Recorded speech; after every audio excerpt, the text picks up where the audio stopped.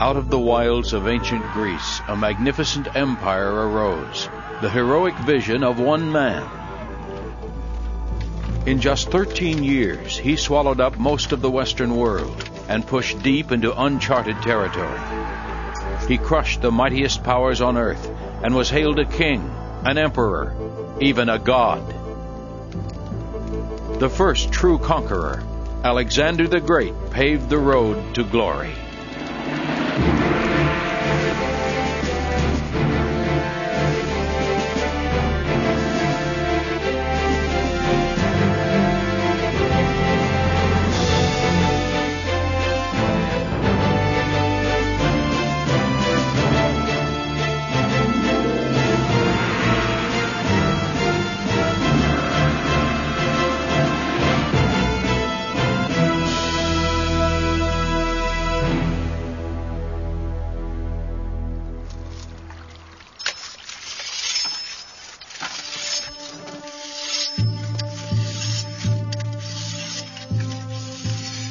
On a brisk autumn morning in 331 BC, a small but valiant band of warriors prepares for battle.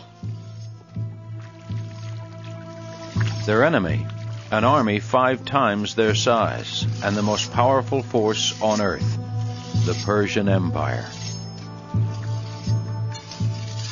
Their leader, Alexander, the fair-haired king of Macedonia, is barely 26 years old. For the last 4 years, he has led his troops from Greece to Egypt and conquered half the known world.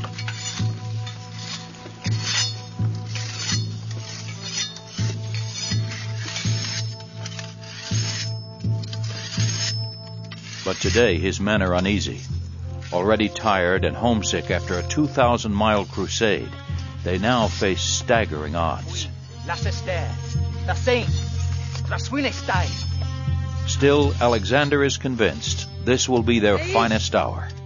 "You are Macedonians," he cries, "protected by Zeus."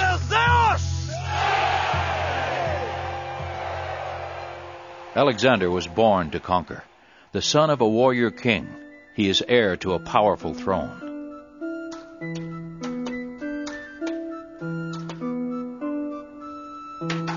His father, Philip of Macedon, was the first to unite Greece's fiercely independent city-states after a century of bitter infighting. Alexander has to be tough enough to not only defend this new kingdom, but to avenge his country's honor. At his rugged outpost in Macedonia, Philip harbors a dream cherished by all Greeks.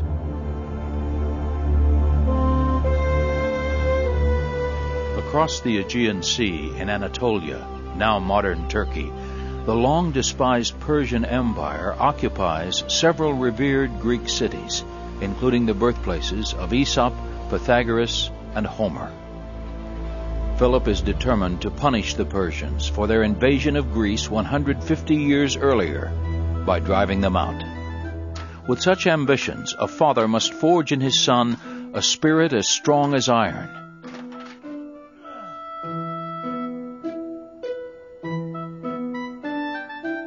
But Philip also knows that a ruler has to have brains as well as brawn. He brings none other than the celebrated philosopher Aristotle from Athens to teach Alexander how to observe, reason, and think ahead. His lessons will make Alexander the first great strategist in military history.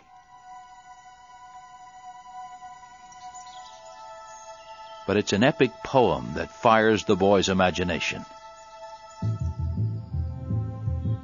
Homer's The Iliad, an account of the Trojan Wars, is mythology with a message.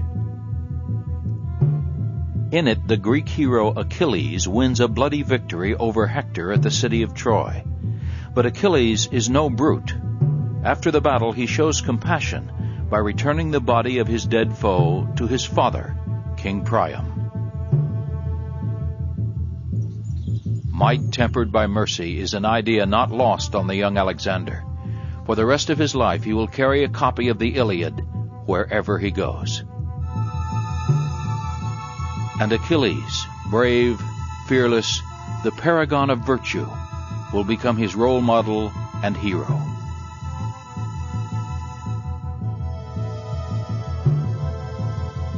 Alexander's obsession with the mythological Achilles pleases his mother, Queen Olympias.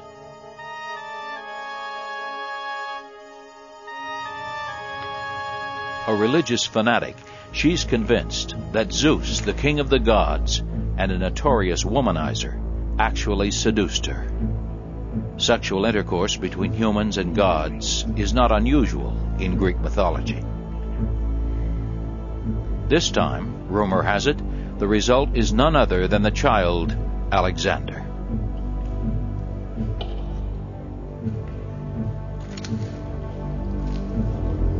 Whether half god, half man, human or divine, Alexander still has to prove himself to mere mortals.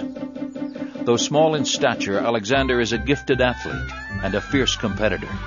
Proud to the point of vanity, he declares he will only race against other kings.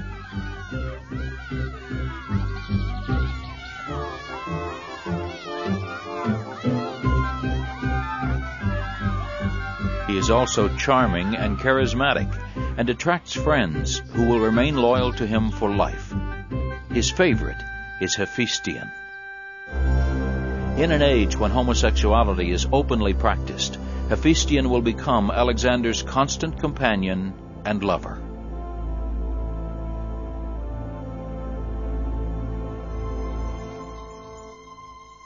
One other relationship from his childhood will endure.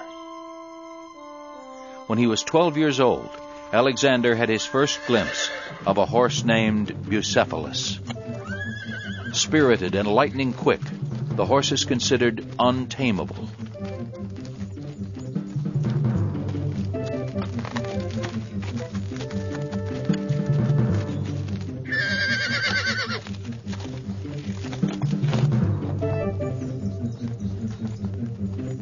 Determined to break him, Alexander notices something everyone else has missed. Bucephalus is afraid of his own shadow. To gain his trust, Alexander points the horse's head into the sun to make the shadow disappear. From that moment on, the two will form a lifelong bond, and Bucephalus will become one of the most famous horses in history.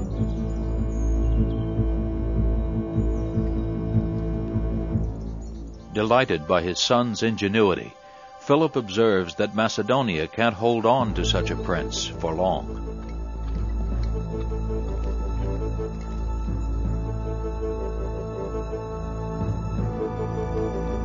By the time he's 20, Alexander has already gone with his father on several campaigns to strengthen Macedonian rule over the rest of Greece.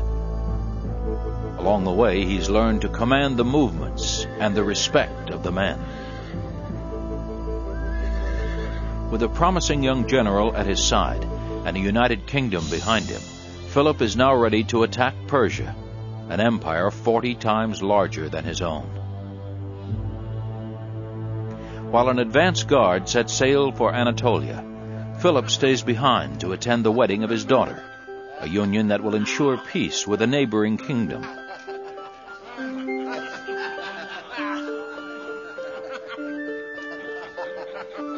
But trouble is brewing. On his way to the ceremony, Philip notices an old acquaintance, a former bodyguard. The king is greeted with a dagger to the ribs.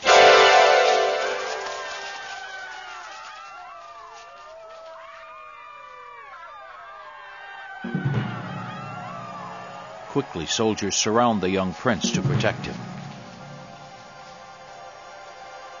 Others chase down the assassin and kill him.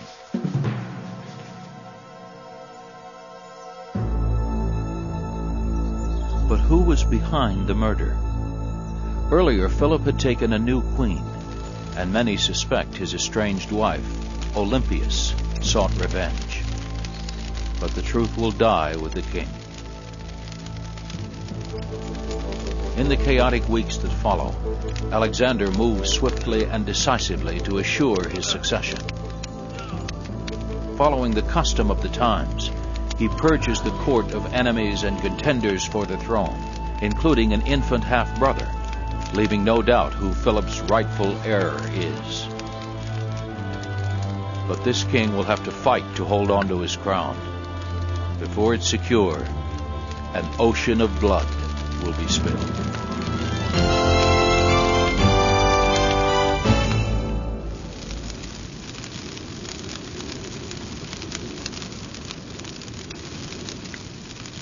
In a crucible of fire, Philip forged Alexander's spirit, but the young king is hardly a carbon copy of his father.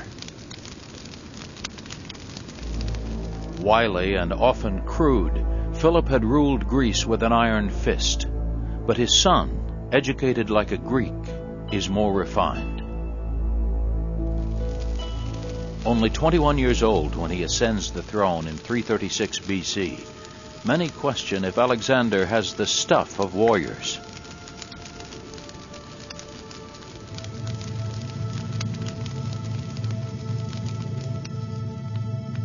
But when a false rumor sweeps through Greece that he's been killed, it ignites a revolt against the new Macedonian ruler.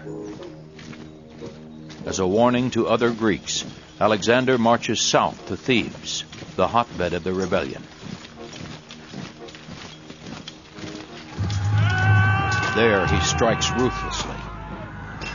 His army sacks the city, massacres 6,000 people, and sells 30,000 more into slavery.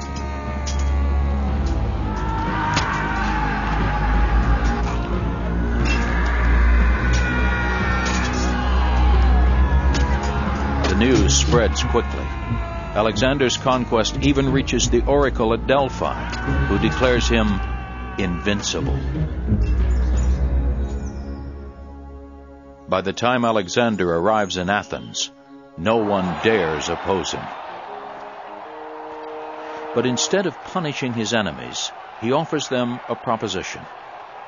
If all of Greece will band together and provide him with soldiers, ships, and supplies, he will fulfill their dream and launch a war to liberate the Greek cities in Anatolia, occupied by the Persians.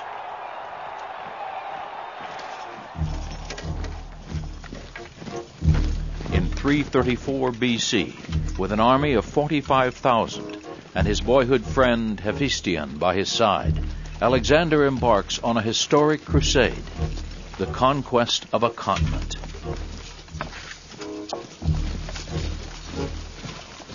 After crossing the Balkan hills, Alexander heads for the narrow stretch of water that separates Europe from Asia, then known as the Hellespont.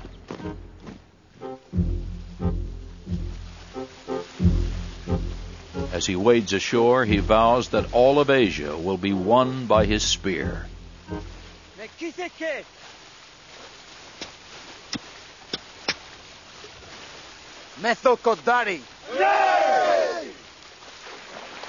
He will never set foot in his homeland again. To ensure the success of his heroic quest, Alexander makes a pilgrimage to the nearby ruins of the fallen city of Troy and the tomb of Achilles.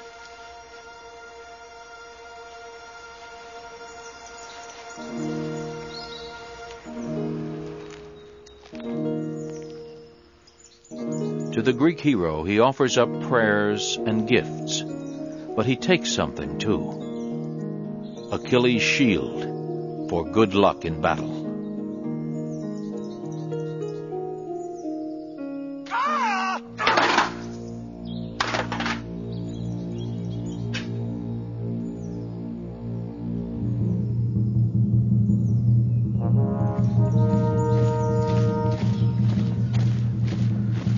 His first chance to brandish it comes unexpectedly soon.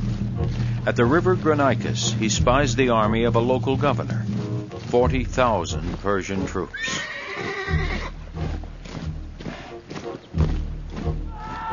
Instead of waiting for the next day, as his generals suggest, Alexander decides to attack immediately with a frontal assault across the river.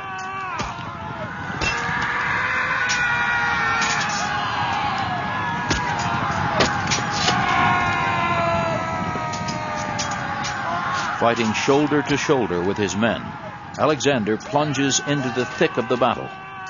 An enemy axe even splits his helmet in two, but the Persians suffer far worse.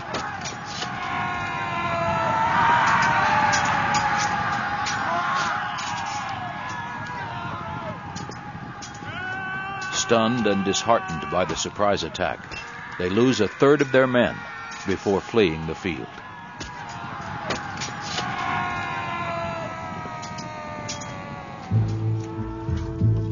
Over the next few weeks, Alexander marches nearly 1,000 miles through Anatolia, liberating the Greeks. City after city throws open its gates.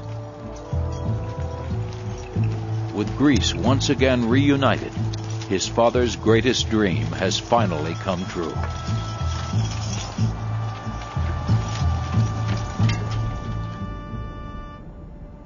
But 2,000 miles away, in Persepolis, the capital of Persia, the emperor Darius is stinging from the defeat.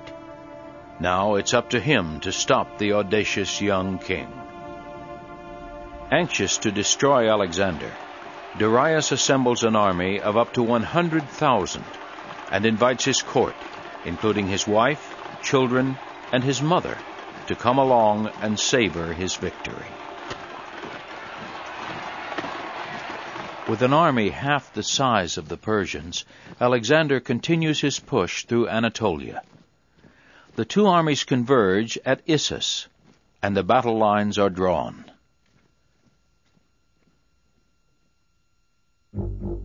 Cramped between the mountains and the sea, Issus suits the Macedonians perfectly.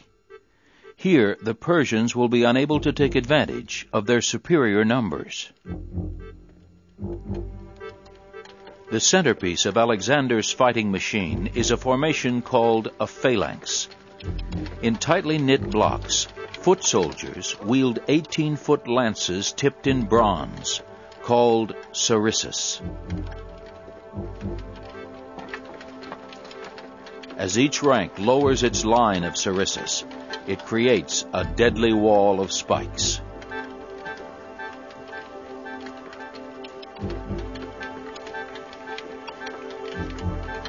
So massive are the weapons, it takes two hands to control them. But their weight also gives the warriors tremendous momentum as they advance. Virtually nothing can stop them.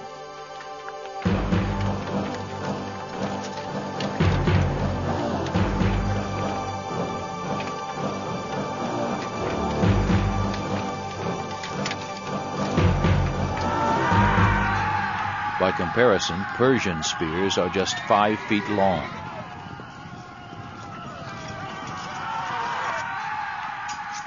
With the Macedonian cavalry engaged on both flanks, Alexander sends his phalanxes straight into the center of the Persian lines. Trapped from behind by their own men, row after row of hapless Persians are impaled. Their lines fall in bloody ribbons before the Macedonian onslaught. Seeing the day is lost, Darius commits the unforgivable. He deserts his post and flees.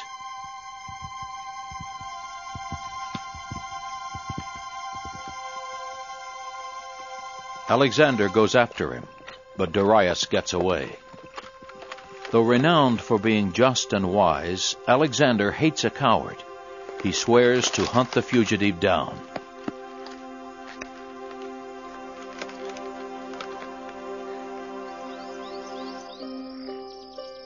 But the field is not the only thing the Persian king abandons. His family has also been left behind. His wife and mother throw themselves at the mercy of their conqueror, but they mistake the taller Hephaestion for the king. Alexander takes pity on the mother. Captive women are often raped and sold into slavery. Instead, he offers her a place in his entourage. In the days ahead, she personally takes charge of his food and comfort and becomes one of his most loyal subjects.